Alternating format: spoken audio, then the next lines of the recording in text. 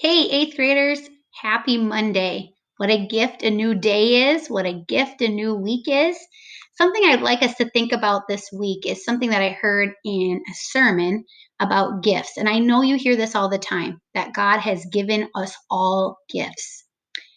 But what I want you to think about is in order to really enjoy a gift, what do you have to do with it? You actually have to open it. So think about the gifts that you've been given. Sometimes we wish, oh, I wish I had her gifts, or I wish I was more like him. No, you have to open your gifts that God has given you because the next step after you open your gifts or receive them is to share them.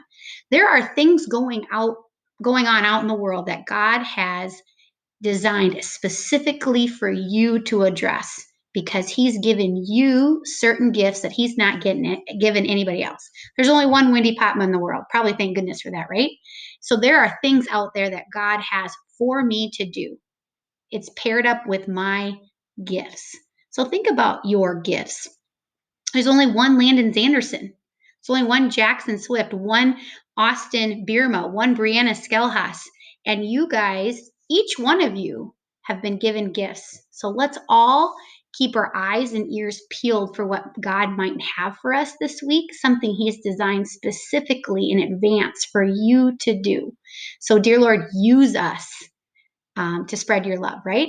All right, let's get going. War of 1812. That's the only thing that we are going to cover today, and we're going to read the whole thing. All right, so we're going to do this together. We're going to do an ed puzzle. I'm going to read this. Please answer the questions as they pop up.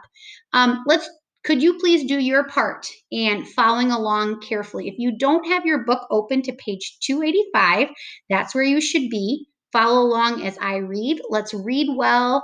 Let's think well.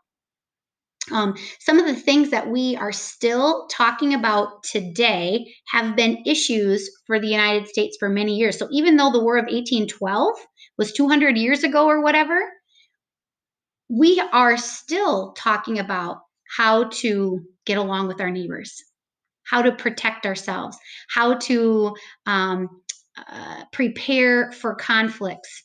We have veterans to thank. We have that whole wall of veterans to thank for protecting the United States, people that you know, and the freedoms that we have.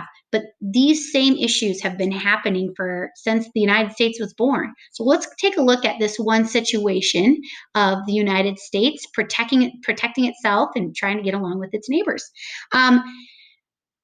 James Madison is president, and he kind of inherited this messy relationship with Great Britain. Britain is harassing us on the seas, impressing our soldiers, and arming or making alliances with the Native Americans on the Western Front.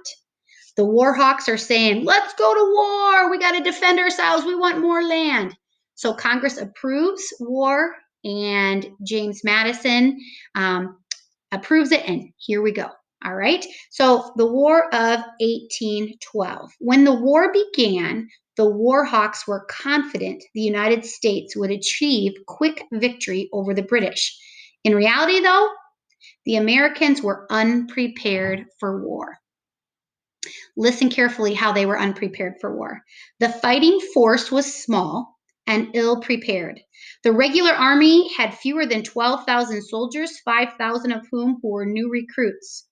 Added to that were the state militias, with between 50,000 and 100,000 poorly trained soldiers.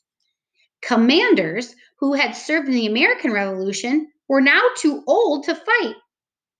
In addition, not everyone supported the conflict. Some states opposed Mr. Madison's war. The Americans also underestimated or misjudged the strength of the British and their Native American allies. So we're not ready to go. And it's going to kind of show here in the first quarter, the first half of this war. Lots of victories to the British. In July 1812, the war began. General William Hall led the American army from Detroit into Canada, where they met Tecumseh and his warriors. Fearing a massacre by the Native Americans, Hall surrendered Detroit to the British. So he's like, whoa, Tecumseh? Well, no, we're not getting in a fight with them. Fine, go ahead, take Fort Detroit. And he surrenders. So point Great Britain. Several other American attempts to invade Canada also ended in failure. General William Henry Harrison led one of those unsuccessful efforts. He decided that the Americans can make no headway as long as the British controlled Lake Erie. So, more points for Great Britain. Harrison decides, hey, the key location is Lake Erie. We need it. Okay. The U.S. Navy had 3 of the fastest frigates or warships afloat. When the Constitution destroyed 2 British vessels earlier in the war, the Americans rejoiced. Privateers armed private ships also captured many British vessels, boosting American morale. Oliver Hazard Perry, I wonder if he's related to Zach Perry, commander of Lake Erie Naval Forces, had his orders. He was able to assemble a fleet and seize the lake from the British. The showdown came on September 10, 1813, when the British ships sailed out to face the Americans.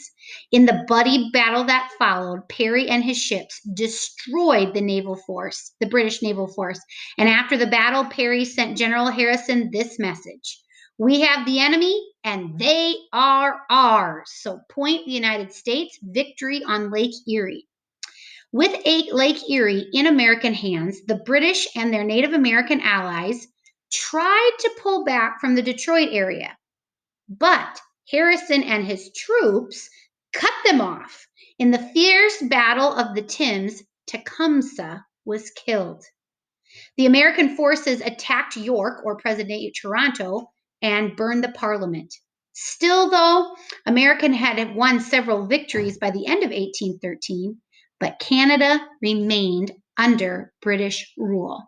The key thought there is Tecumseh is out of the equation, and that's really going to affect Britain's chances here. Before his death in the Battle of Thames, Tecumseh had talked with the Creeks in the Mississippi Territory about forming a confederation to fight the United States. Everybody find the Ohio River Valley on your map on page 287, and then find the Mississippi Territory. Okay, so Tecumseh is up north, and he contacts the Creeks of the Mississippi Territory, and he's like, all right, people of the north and people of the south, let's join and make this Native American confederacy and fight the United States together. Well, the book doesn't talk about this, but the Creeks were in turmoil over this. Some of them wanted to join this Native American alliance, and some of them wanted to ally with the United States. So they're fighting with each other, and Tecumseh dies, so the whole plan falls through. Let's keep reading. With Tecumseh's death, the hopes for this confederation ended. It gets worse for the British. The British Native American alliance also came to an end. So with Tecumseh out of the picture, there's not that friendship between the United States or between Great Britain and the Native Americans anymore. In March of 1814, Andrew Jackson led U.S. forces in an attack on the Creeks in the Battle of Horseshoe Bend. So down here in the South, he's fighting the Southern Native Americans. And more than 550 Creek people died in the battle. And the Creeks were forced to give up most of their lands. All right, Britain goes on the offense here. Before fighting broke out with the United States, the British already was fighting with France. And fighting these 2 wars was difficult. It's kind of like they have their hands full. When is the best time to ask your mom for something? When she's busy with one of the other kids, right? Okay. It's hard to really address this kid's problem and this kid's problem at the same time. That's what was happening with Great Britain. They were fighting over here with France. They're fighting with the United States. So they're a little bit divided. Britain had to send soldiers to help both with the French War and with the United States. In the spring of 1814, British fortunes, though, began to improve. They won the war against Napoleon, And Britain was then free to send more forces against the United States. So they're just focusing with one battle now. In August 1814, the British sailed into the Chesapeake Bay. It's the red arrow there. Hopefully, you can see that on page 287, into the Chesapeake Bay, and launched an attack on Washington, D.C. They went right for the capital. British troops quickly overpowered the American militia on the outskirts of the city, and then they marched right to the capital. Crazy that they got this close. They proceeded without a moment's delay to burn and destroy everything in the most distant degree connected with the government, reported a British officer. Among the buildings they set ablaze were the Capitol and the president's mansion. They walked right into the president's house and set it on fire. It's crazy that they got that close.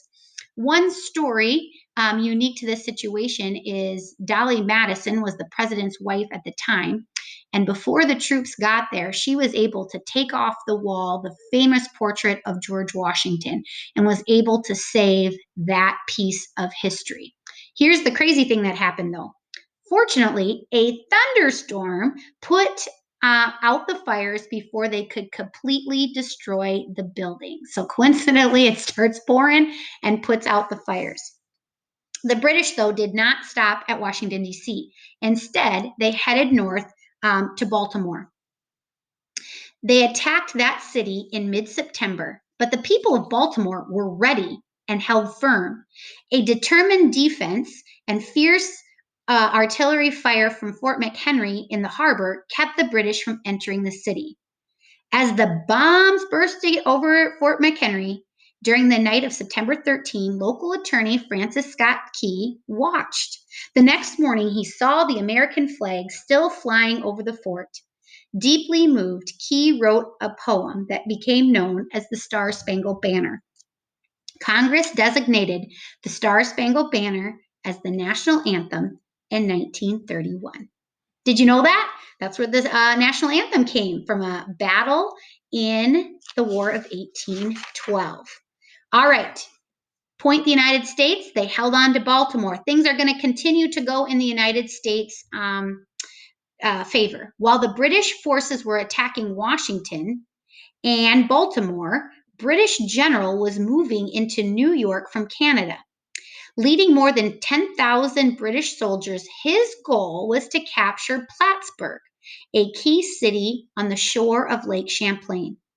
An American naval force on the lake defeated the British fleet in September 1814. Fearing the Americans would surround them, the British retreated into Canada. The Battle of Lake Champlain convinced the British that the war in America was too costly and it was unnecessary. They had defeated Napoleon in Europe, but to keep fighting the United States would result in little gain and was not worth the effort. So they decided that it was done. They're going to make a treaty and call it quits, okay? In December 1814, the American and British representative met in Ghent, Belgium, to sign a peace agreement. The Treaty of Ghent did not change the existing borders. There was no mention of the impressment of sailors, and even neutral rights had become a dead issue since Napoleon's defeat.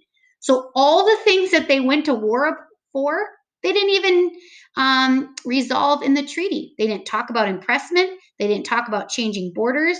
They didn't talk about having neutral rights when sailing on the sea. So what really was gained by the War of 1812?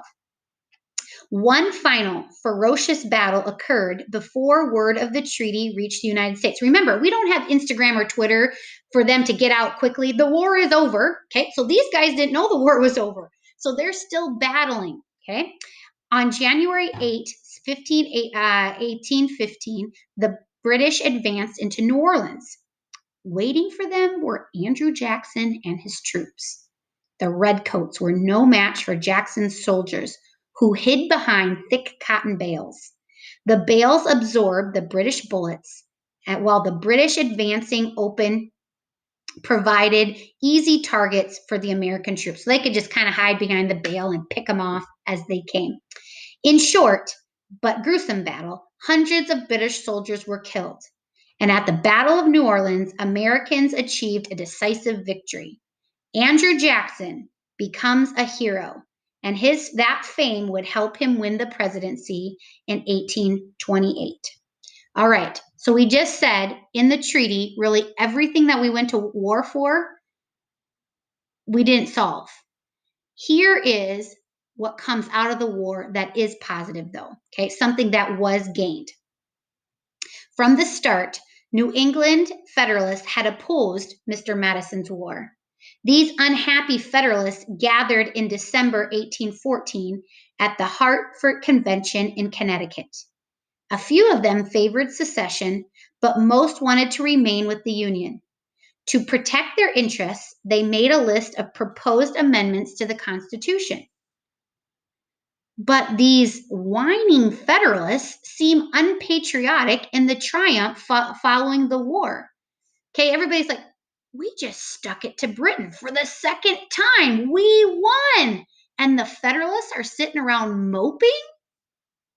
So the party lost the public's respect and disappeared as a political force, leaving only one significant political party. So the Federalists kind of disappear, leaving just the Republicans left.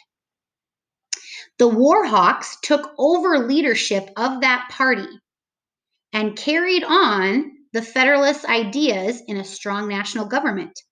The Warhawks favored trade, Western expansion, and the energetic development of the economy, and a strong army and navy. The Americans felt a new sense of patriotism and a strong national identity after the War of 1812. It's like, we are Americans. We're doing well. We're proud to be an American. The young nation also gained respect from the nations around the world. So everybody's like, wow, this new kid on the block, they are legit. They can take care of their issues and their problems. So that's the good that comes out of the War of 1812. Patriotism and respect from other people that, yes, we're really a country that's being successful. All right, that's all I have for you today. I will see you tomorrow, and we're going to delve into a couple of these ideas a little bit deeper tomorrow. All right, have a great Monday. Keep your ears and eyes open. How does God need you today? Where does He need you and your gifts? All right, have a great Monday, guys.